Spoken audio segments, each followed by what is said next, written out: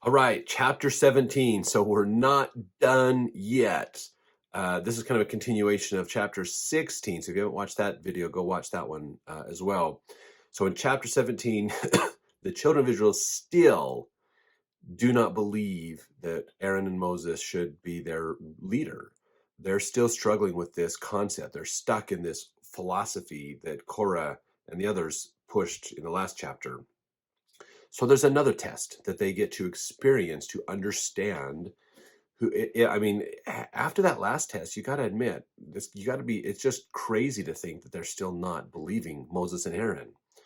But they're going to do one more test. Okay, this is an important one. So a rod for each tribe is placed in the tabernacle of witness. Aaron's rod buds and blossoms and brings forth almonds. It is kept as a token against rebels. So this is the rod test that we're going to do. Okay, a rod was an important thing, like a staff. A staff was important because it was seen as a symbol of power. Okay, if you had a staff or a scepter, that was a symbol of your power as a ruler in Egypt or a ruler in Israel or wherever. Okay, kings usually have some kind of a scepter, a staff that they use. That is a symbol of their power and authority. So what they did is they're going to take these rods and see who the Lord chooses, basically. So verse 1, the Lord spake unto Moses, saying, speak unto the children of Israel, and take every one of them a rod, according to the house of their fathers, of all their princes, according to the house of their fathers, 12 rods. Write thou every man's name upon his rod. And thou shalt write Aaron's name upon the rod of Levi, for one rod shall be for the head of the house of their fathers. And so he says, okay, take every tribe is going to put together their rod, the staff of their power, showing their power and authority of each of the tribes. Put the name of the tribe on them. Put Aaron's name for the tribe of Levi. And then you're going to, verse 4, thou shalt lay them up in the tabernacle of congregation before the testimony where I will meet with you. So they're going to pull this together, basically. And this is, you're going to take all these rods, you're going to take them to the altar of the testimony. Now, Hugh Nibley actually he kind of summarized this up a little bit. It's kind of a good, succinct way to do it. He says, and he took them and bound them together and sealed them with the rings of the leaders of the tribes. He laid them up in the ark of the covenant before the altar of God. And he closed the ark and sealed the locks, just as he had the rods. Then he said unto them, men and brethren, that tribe whose rod shall blossom has been chosen of God to be priests and ministers to him. And so that's the whole thing. We're going to take everybody's rod. We're going to put your name on it so we can identify your rod. We're going to bind them together, basically, so it can't be separated. We're going to stick them in the Ark of the Covenant. We're going to lock it. We're going to pull all this together so that no one can mess with this. And then we're going to come back tomorrow and see which one has blossomed. Now, you have to realize these are dead pieces of wood. They've been cut off from the main branches. They don't have any connections to the ground. It's a dead piece of wood that they're using for this rod or stick. So they go back in the next morning. It says, and when it was morning, he summoned together all Israel, the 600,000 men, showed the seals to the leaders of the tribe, opened the Ark of the Covenant, and brought out the rods. So he brought them all in. He showed everybody that the Ark of the Covenant was still locked, still sealed up, not tampered with. So they had no, they're like, oh yeah, there's no way. No one has come in and snuck in at night and try to manipulate the results of this, basically. So that's what's been going on. Let's see, verse 5, it shall come to pass that the man's rod whom I shall choose shall blossom, and I will make to cease from me the murmurings of the children of Israel, whereby they murmur against you. So he says, the one rod, when you look, one rod is going to blossom. It's going to have new life on it, which is impossible because it's dead. It's not connected to the ground. But it's going to have new life, which is a miracle, that a dead piece of wood is going to start growing a new branch out of it, get a flower on it and things. And that's going to be the sign of the person and the tribe who's ruling over Israel, basically. So verse 6, Moses spake unto the children of Israel, and every one of their princes gave him a rod apiece for each prince, according to their father's houses, even 12 rods. The rod of Aaron was among their rods. Moses laid up the rods before the Lord in the tabernacle of witness. And it came to pass that on the morrow Moses went into the tabernacle of witness, and behold, the rod of Aaron for the house of Levi was budded, and brought forth buds, and bloomed blossoms, and yielded almonds. So it's not just the rod that had a flower on it or indications of things growing. It had grown, it had flowers, and it had almonds. It had produced food. It went through that whole growing process all overnight. So here's something that was interesting that was in Keil and Delitzsch's Bible commentary. In talking about this, they said the miracle which God wrought here as the creator of nature was at the same time a significant symbol of the nature and meaning of the priesthood. The choice of the rods had also a bearing upon the object in question. A man's rod was a sign of his position as ruler in the house and congregation.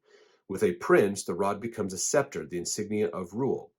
As a severed branch, the rod could not put forth shoots and blossom in a natural way, but God could impart new vital powers even to the dry rod. And so Aaron had naturally no preeminence above the heads of the other tribes. But the priesthood was founded not upon natural qualifications and gifts, but upon the power of the Spirit, which God communicates according to the choice of his wisdom, which he had imparted to Aaron through his consecration with holy anointing oil. That's important. God doesn't follow what man thinks is important, like skills and attributes. God follows the Spirit.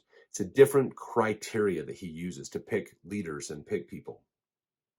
So you might think some leaders that you have in your congregations, like you could do better than them, but they were picked for a different reason. God had his reasons to pick them. So before you argue against your leaders, you need to make sure you understand why God picked them. And you might not fully understand that. If you want, you can pray and ask God to help you understand why he picked that person versus like you or something. There's a lesson to be learned in this. Very, very important lesson for us all. Okay, it was this which the Lord intended to show to the people by causing Aaron's rod to put forth branches, blossom, and fruit through a miracle of his omnipotence, whereas the rods of the others' heads of the tribes remained as barren as before. In this way, therefore, it was not without deep significance that Aaron's rod not only put forth shoots by which the divine election might be recognized, but bore even blossom and ripe fruit. This showed that Aaron was not only qualified for his calling, but administered his office in the full power of the Spirit, and bore the fruit expected of him. The almond rod was especially adapted to exhibit this, as an almond tree flowers and bears fruit, the earliest of all the trees, and has received its name in Hebrew, which means awake, from this very fact. Really cool. Really cool. So it was almonds that were blossoming and coming out, which were the earliest ones to come, which told the children of Israel, awake, time to do something. So basically, let's get past this. All right, that's what I believe is what's going on here. All right, so verse 9, Moses brought out all the rods from before the Lord unto all the children of Israel, and they looked and took every man his rod. And the Lord said to Moses, bring Aaron's rod again before the testimony, to be kept for token against the rebels. And thou shalt quite take away their murmurings from me, that they die not. Now, when they're talking about rebels, they're not talking about people who are like other people who are fighting against Israel. They're talking about the people in Israel who are trying to rebel. Okay. Now so that they're keeping this rod. He says basically put Aaron's rod in the Ark of the Covenant and keep it there. So anytime there's any other disputes, you can remember that rod. It is still in the Ark of the Covenant, and it still blossomed, and it still has the fruit. Aaron was picked by God to lead you, and that is the evidence of it. So you need to stop your murmuring, stop rebelling. Okay. The other point that's important to look at in this is God does not promote rebellion. He is not wanting us to rebel. This is so important for us to understand. Okay.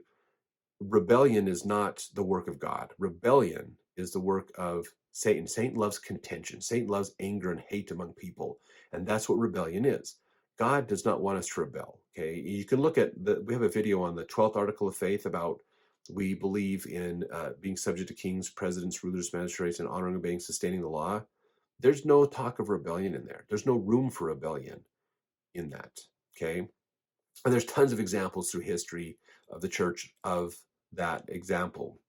So this is important to look at. If you have a group of people who are wanting to rebel against the church or against a government or things, you might want to realize that the whole concept of rebellion is something that God does not want us to do. So, how good is your premise if you're doing something that God does not want you to do on principle?